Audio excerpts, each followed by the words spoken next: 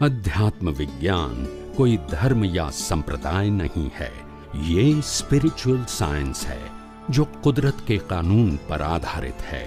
ये विज्ञान पूरे ब्रह्मांड के सभी रहस्यों को उजागर करता है और जीवन के सभी पहलुओं को समझने के लिए एक नई दृष्टि देता है।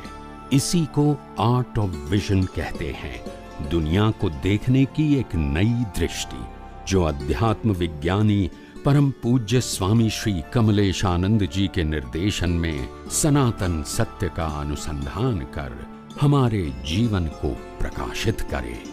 जय सच्चिदानंद। हमारा ज्ञान वाक्यों ना अमल थी छे समाधि पद।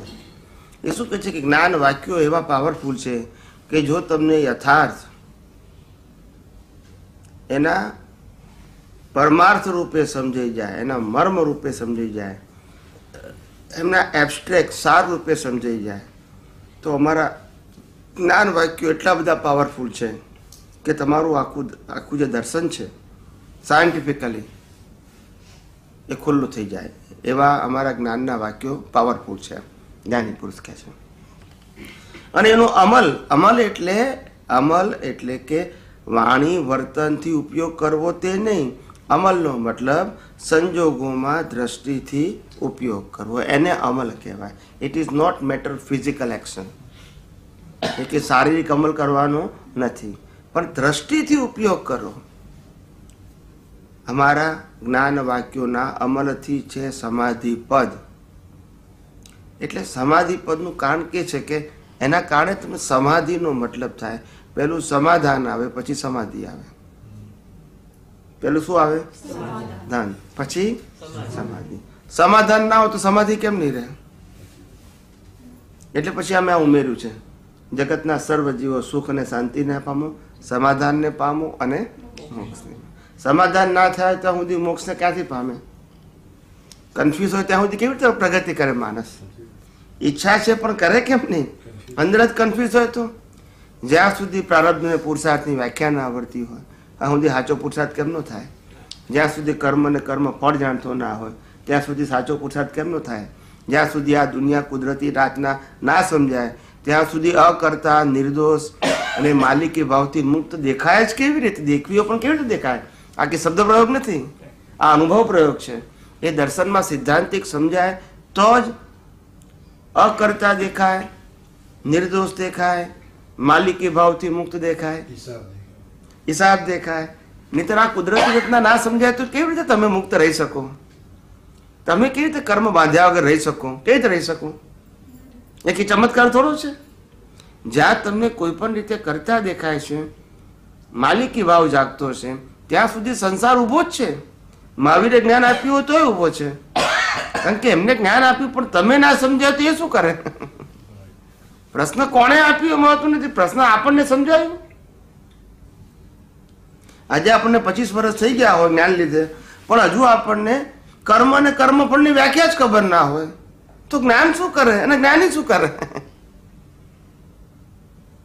એટલે જ્યાં સુધી તમારા દર્શનમાં સૈદ્ધાંતિક જ્ઞાન ખુલ્લું ના થાય, સમજાય નહીં, ત્યાં સુધી તમારો સાચો પુરુષાર્થનો માર્ગ શરૂ થતો નથી। શું નથી થતો?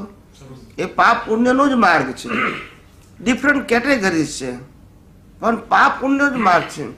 જ્યાં સુધી તમે કોઈ પણ એંગલથી મન વચન કાયાની ક્રિયાને પુરુષાર્થ માનો છો, કોઈ પણ એંગલથી, ત્યાં સુધી તમે શુભાશુભ માર્ગે જ છો, બસ શુભાશુભ માર્ગે, મુક્તિના માર્ગે નથી। મુક્તિનો માર્ગ જ એટલે પહેલો કોન્સેપ્ટ એ છે કે આધ્યાત્મ માર્ગને જાણનારો અને આધ્યાત્મ માર્ગે પ્રગતિ કરનારો ક્યારે એવું ના બોલે કે મારે આ જગતમાંથી કશું પ્રાપ્ત કરવાનું છે। જો એને સાચો માર્ગ સમજાયો હોય તો જેની વેલ્યુ સિસ્ટમ ચાલુ છે એના માટે, સંસાર માટે, હા, એને જેને આધ્યાત્મ માર્ગ સમજાવ્યો એ શું કે હું ચેતન છું, હું અવિનાશી છું અને તમામ પ્રકારની અનંત શક્તિઓ મારી પાસે છે। હવે પ્રશ્ન પ્રાપ્તિનો છે કે પ્રશ્ન જે છે એને અનુભવવાનો છે. તો પછી એચીવ કરવાની વાત આવે, પછી કોઈ પણ એંગલથી એચીવ કરવાની વાત આવે કે મારે અહીંથી મેળવવાનું છે, અહીંથી મેળવવાનું છે, અહીંથી મેળવવાનું છે, એ આવતું જ નથી. પણ જ્યારે હજુ તમારે કંઈ પ્રાપ્ત કરવાનું છે એવું માનો છો ત્યાં સુધી જાણો કે તમે આધ્યાત્મ માર્ગને સમજી જ શક્યા નથી.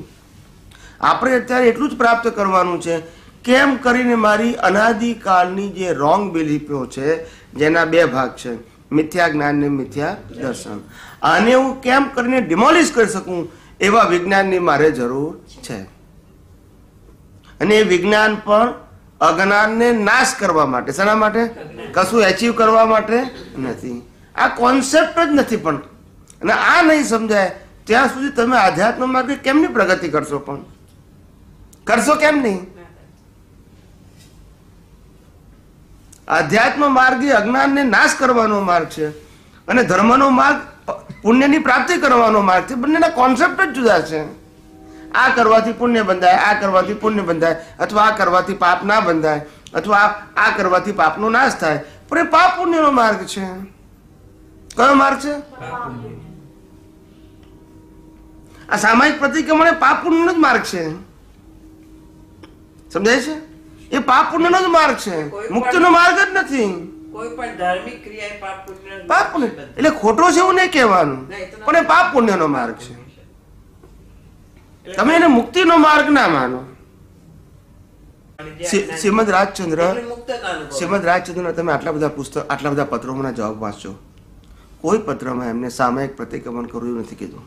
આત્માનું ધ્યાન કરવું, આત્માને લક્ષમાં રાખવું, આત્મભાવના ભાવતા જીવ લહે કેવળ જ્ઞાન રહે, એમના બધા ધાર્મિક પદો બોલો જેના તમને જાગૃતિ ઉત્પન્ન થાય.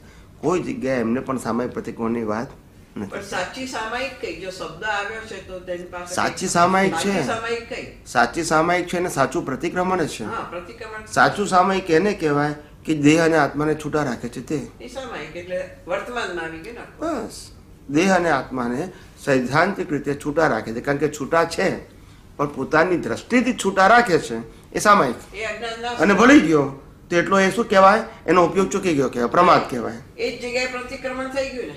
કારણ કે જ્યાં સંસારમાં હતો દેહમાં દેહાદ્યાસ, તે અતિક્રમણ કહેવાય.